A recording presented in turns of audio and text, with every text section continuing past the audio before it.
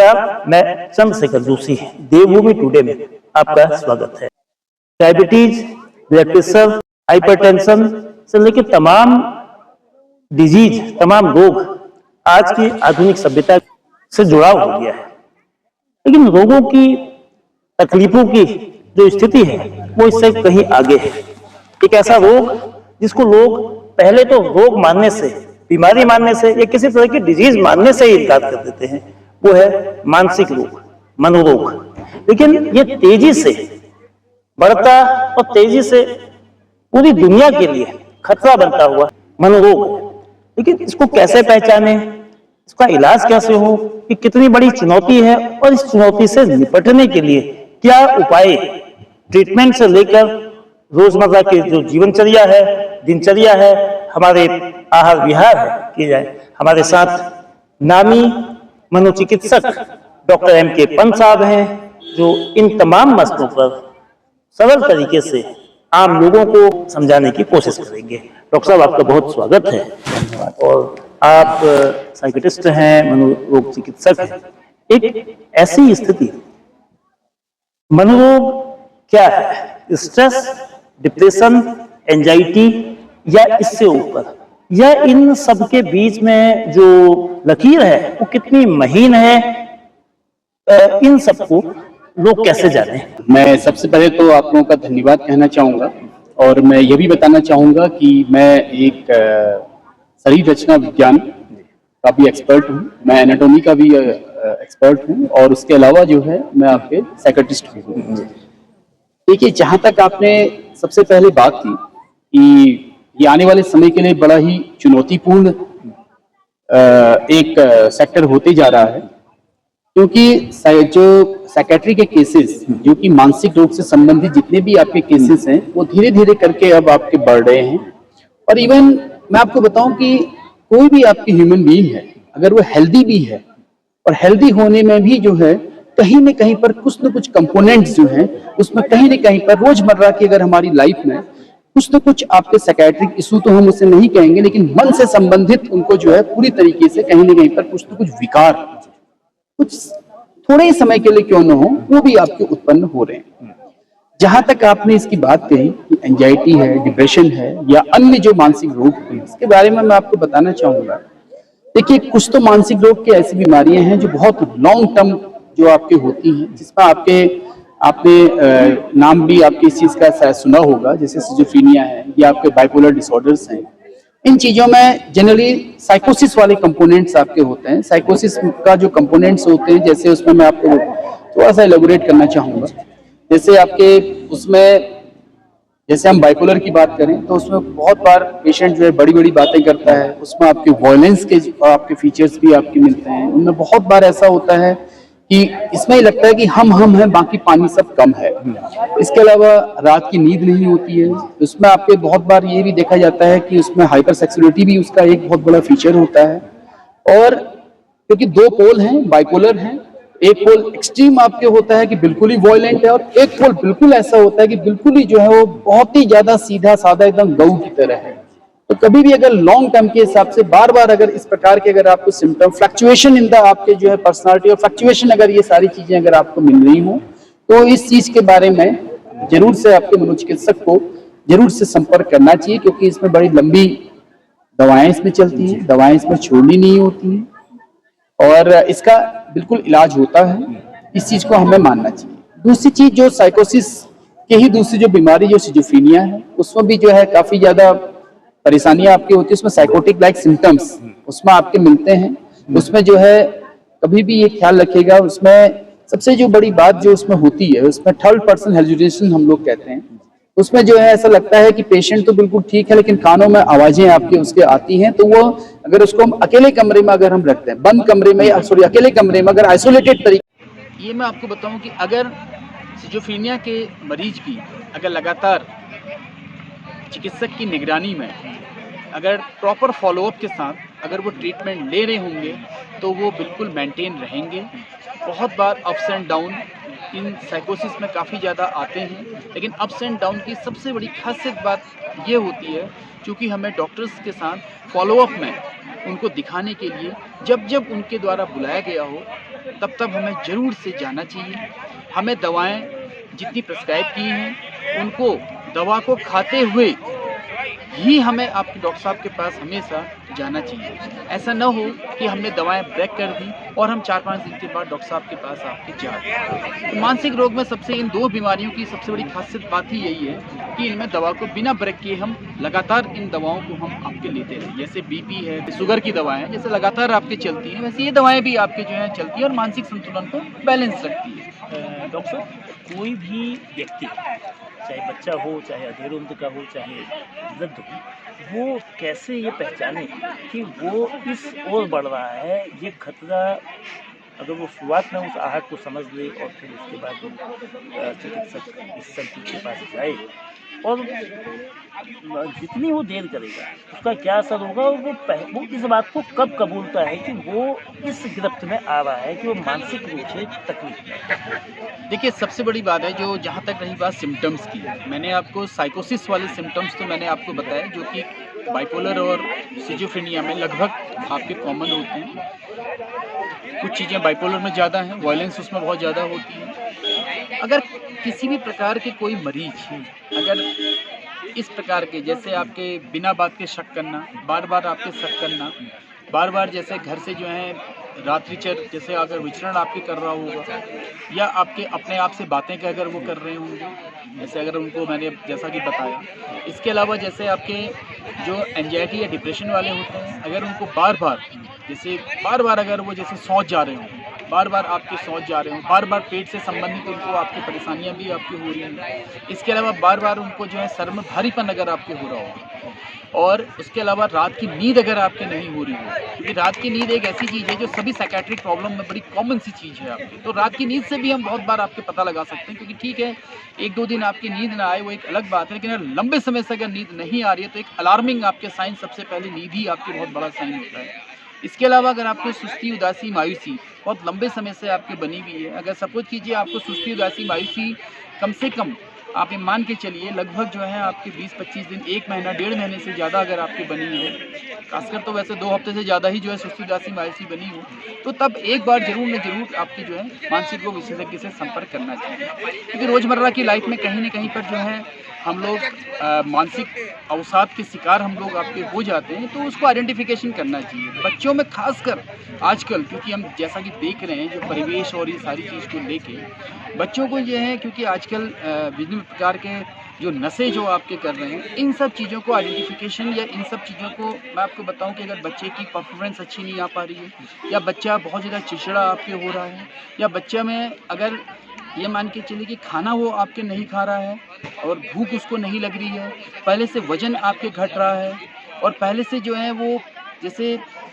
एक चीज़ होती है कि पहले बिल्कुल सही था, बीच-बीच में अब उसमें चेंजेज़ जैसे आपके आ रहे हैं, जैसे बिहेवियर उसका वो उचित नहीं हो पा रहा है, जो कि एक एप्रोप्रिएट बिहेवियर होना चाहिए। तो इस प्रकार से घर में जो पेरेंट्स हैं, वो उनको आइडेंटिफ़ाई कर सकते हैं। और सबसे बड़ी बात मैं आपको इसमें बताऊँ, जो एक अच्छे जो टीचर्स होते हैं, जो अच्छे जो अध्यापक होते हैं, उनमें भी एक बहुत बड़ी आपकी विलक्षण शक्ति होती है कि वो अपने स्टूडेंट्स को अपनी क्लास में इस प्रकार से आइडेंटिफ़ाई आपके कर लें,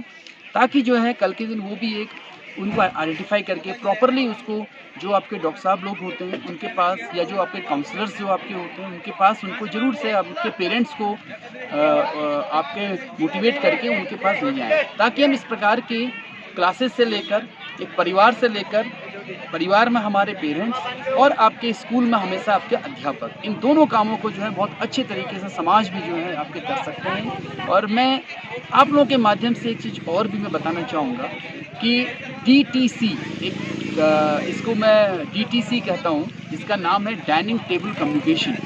आप कितने ही व्यस्तम अपने हों, लेकिन शाम के समय का भोजन अपने बच्चों के साथ ही अगर आप करेंगे, तो इससे बहुत सारी चीज़ें आपके, क्योंकि बच्चे से आप पूछ सकते हैं कि आपने कल क्या करना है, आज आपने क्या किया, इतने से ही बच्चे के अंदर एक बहुत सारी चीज़ें आपकी वो हो जाती हैं। पारिवारिक माहौल का भी उसको जो है एक अनुभव उसको एक होता है। तो ताकि हम ससमय जो है आपके जितनी भी इस प्रकार की प्रॉब्लम्स को हम आइडेंटिफाई कर पाएँ एज पेरेंट्स। डॉक्टर साहब, जैसे नींद की आपने बात बताई कि रात को नींद ना आना या देर से, लेकिन आज के दौर में बहुत सारे बच्चे हायर एजुकेशन से लेके शुरुआती एजुकेशन में कॉम्पिटिटिव एग्जाम्स के लिए वो लेट आवर्स सोते हैं, 2 बजे 3 बजे 4 बजे तक सोते हैं, और अगर वो नींद पूरी करते हैं, उनका रूटीन इस तरह का रहता है, तो क्या उसमें भी कोई इस तरह की समस्या है, या वो जो दिनचर्या का जो चक्र है वो उनके लिए वो अनुकूल है, मतलब तो इसमें वो मानसिक रोग वाली बात तो नहीं आती है? देखिए मेरा इस मामले में ये बात मैं आपको कहना चाहूँगा कि हमारी बॉडी की बायोलॉजिकल क्लॉक बनी है, हमारी बॉडी की बायोलॉजिकल क्लॉक सेट है, और नियम के अनुसार अगर हम बात करें तो चाहे कोई भी हो, चाहे विद्यार्थी हो, चाहे कोई भी आपके हों, उनको अराउंड 10:30 से 11 बजे तक सो जाना चाहिए, और सुबह मॉर्निंग आवर्स जो होते हैं आपके 5 बजे या मैक्सिमम 6 बजे के आसपास तक उनको उठने का ये एक वो होना चाहिए, क्योंकि ये हमारी एक बायोलॉजिकल क्लॉक होती है जो हमारी बॉडी को जो है पूरी तरीके से कंट्रोल करती है। अगर हम बायोलॉजिकल क्लॉक के अगर हम थोड़ा सा ये मान के चले कि थोड़ा सा अगर हम इतर जा रहे हैं, तो कहीं न कहीं पर वो हमारे उस चीज़ को जो है हमारे जो शारीरिक हो, वो चाहे मानसिक हो, उस पर असर डालने की संभावनाएँ बनी होती हैं। अब कुछ लोग उसी को एडैप्टेबिलिटी आपके वो हो जाती है, और किसी को जो है उसी में जो है आपके एक तो एडॉप्शन हो जाता है, मतलब एक एडैप्टेबिलिटी, एक एक्लिमेटाइजेशन उसी में आपके हो जाता है, तो वो लोग उसे अडॉप्ट कर लेते हैं। कुछ लोग उस दिनचर्या से जो है आपके थोड़ा-सा अपने आप को अलग कर लेते हैं और नॉर्मल आपके दिनचर्या से रहते हैं। एक हेल्दी जीवन के लिए उचित रहेगा कि अगर हम समय से सोएं और समय से अगर हम जागें, मॉर्निंग में जागें और रात को समय से हम आपके सोएं तो अच्छा रहेगा। और किसी भी हाल में न्यूनतम 6 आवर्स की नींद ये बहुत ज़रूरी है, क्योंकि नींद का डायरेक्ट असर हमारे पेट के पाचन उससे भी है। क्योंकि अगर नींद अच्छी होगी तो आपका पाचन अच्छा होगा, और अगर पाचन अच्छा होगा तो आपकी आपके पूरी जितनी क्रियाएं हैं वो भी आपके मेंटेनेबल तभी आपके रह सकती है। इवन इस बारे में मैं ये भी बताऊंगा कि जनरली हम लोग मॉर्निंग के समय बहुत जल्दी, अगर हम देखा जाए, बहुत जल्दी ब्रेकफास्ट हम आपके करते हैं, बहुत जल्दी, वो भी आपके नहीं होना चाहिए, क्योंकि हम लोग आजकल हम देख रहे हैं कि प्रॉपरली खाने को पचाने के लिए हम प्रॉपरली अपने मतलब उसको भी हम आपके नहीं उसको मतलब जिसे हम लोग कहते हैं कि मुंह के अंदर चबाना चाहिए, हम उसको चबा भी नहीं पा रहे हैं। हम एक बहुत ज़रूरी है, इसमें भी आपके संतुलन, एक एप्रोप्रिएट चबाना, इसको भी जो है होना चाहिए, ताकि हमारा पाचन तंत्र में इसका बहुत फ़र्क पड़ता है। डॉक्टर साहब, जैसे आपने कहा कि नशा भी एक बड़ा कारण है। नशे के अलावा जिस तरह से प्रतिस्पर्धात्मक दौर है, छात्र जीवन से लेकर ज़िंदगी के तमाम पड़ावों में ये सब चलता है, और हम ग्लोबल विलेज से अब डिजिटल विलेज और डिजिटल वर्ल्ड की ओर जा रहे हैं, तो ये चुनौतियाँ इस मानसिक स्थिति में, इस मनोरोग की ओर ले जाने में कितने मतलब जिम्मेदार हैं, और इसको कैसे मिनिमाइज़ किया जा सके, ये जानते हुए कि हम इलेक्ट्रॉनिक डिवाइस को से अलग नहीं रह सकते। देखिए, आपको बताऊं कि ये बिल्कुल सही बात है कि ग्लोबल उसमें जो डिजिटल सारे प्लेटफॉर्म्स आपके हुए हैं, ये एक बहुत अच्छी बात है। एक साइंटिफिक उससे अगर हम देखें तो काफ़ी चीज़ें बहुत कम समय में बहुत ज़्यादा जानकारियाँ हम लोगों के पास आपके होती हैं। इसमें मेरा मानना है कि स्टूडेंट लाइफ से लेकर बात तक का हम सबसे पहले अपने स्क्रीन टाइम, जो हमारा स्क्रीन टाइम है, उसको अगर हम देखें तो स्क्रीन टाइम को थोड़ा सा हम अपने उसको हमें एक एप्रोप्रिएट करना चाहिए, कि ताकि जितने में हमारा आपके काम हमारा चल जाए। बहुत लंबे समय तक जो स्क्रीन टाइम होता है वो आजकल काफ़ी ज़्यादा आँखों को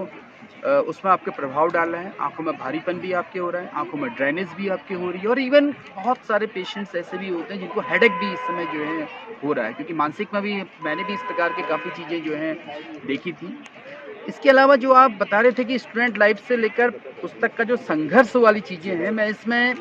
आप लोगों के माध्यम से एक चीज़ बताना चाहूँगा, वो चाहे स्टूडेंट हों, वो चाहे कोई भी हों, कोई भी आपके जो हैं हमारे जनमानस हैं। देखिए, साइकेट्रिक प्रॉब्लम तभी होती है, इन 2 लाइनों में उसका पूरा छुपा हुआ है, जो मैं आपको बताना चाह रहा हूँ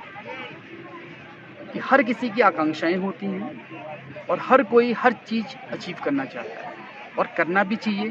क्योंकि जब हमारे लक्ष्य बड़े होंगे तभी हम उस लक्ष्य के प्रति प्रेरित रहेंगे। तो यहाँ पर एक तो सबसे बड़ी बात मैं बताना चाहूँगा कि luck is not in your hand but decisions are in your hand. Luck can not make your decision but your decision can make your luck. आपका लिया हुआ डिसीजन ही आपके लक को बनाएगा। दूसरी बात मैं आपको और बताऊं, जो रही बात, क्योंकि आजकल कंपैरिजन बहुत होता है। जैसे कंपैरिजन का मैं आपको उदाहरण बताता हूँ कि देखो इसके पास तो ये गाड़ी है, हमारे पास ये गाड़ी है, तो जहाँ इसके पास इतना अच्छा मकान है, इसके पास ये है, तो जहाँ पर भी आपके कंपैरेटिव फिनोमेना होगा वहाँ पर हमेशा जो है आपके इस प्रकार के रोगों को जो है हमेशा बढ़ावा मिलेगा। प्लस बहुत बार ऐसा होता है, अरे ये तो इतनी अच्छी उसमें पहुंच गए, हम तो आपके नहीं पहुंच पाए। इन सब चीज़ों का कोई अर्थ नहीं है। तो 2 लाइन में इसको संक्षेप में मैं इसको कंक्लूड करना चाहूँगा इन चीज़ों को, कि